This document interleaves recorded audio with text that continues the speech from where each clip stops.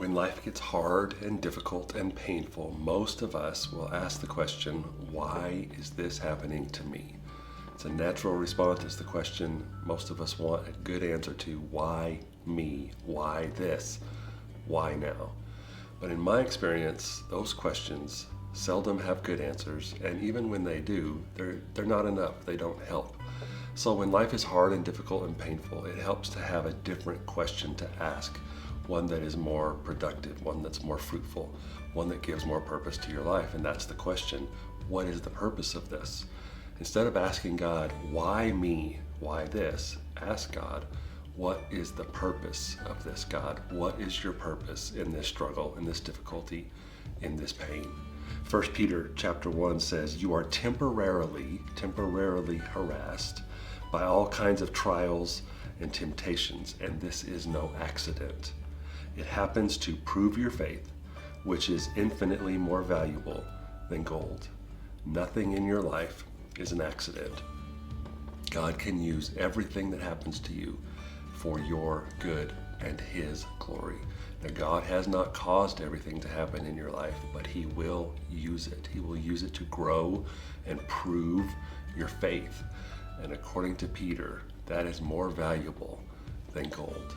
And one of the guys in the Bible who could have asked over and over, why me and why this, is the man Paul. He wrote most of the New Testament. He was a hero of the faith.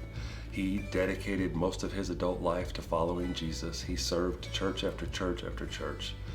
And yet he was one of the most enduring men in the Bible because he went through a lot of stuff. He was hungry, he was thirsty, he was poor, he was abandoned, he was beaten, he was whipped, he was shipwrecked, he was left for dead.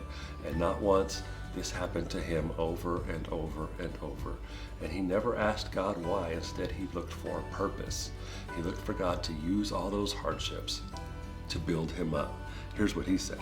He said, this is the reason that we never collapse. These little troubles, which are really so transitory, are winning for us a permanent, glorious, and solid reward out of all proportion to our pain. In other words, Paul is saying, the reason I've gone through all this stuff and the reason we go all through all this stuff and we don't give up, we don't collapse, is because the purpose is greater in proportion to our pain. Whatever little pain we are experiencing, God will make a bigger purpose out of that. God He's a pro at taking your pain and making it purposeful. There is a reason behind it. God can use it. I think about the disciples as they were watching Jesus die. I suspect many of them were questioning, why is this happening? They couldn't see any purpose in it. But just 3 days later, Jesus was alive, he was speaking to them, and he gave them a brand new purpose. He said, now I have a message and a mission for you. Go into all the world and tell everybody what has happened. So 3 days earlier, the pain was unbearable and the questions weren't answered.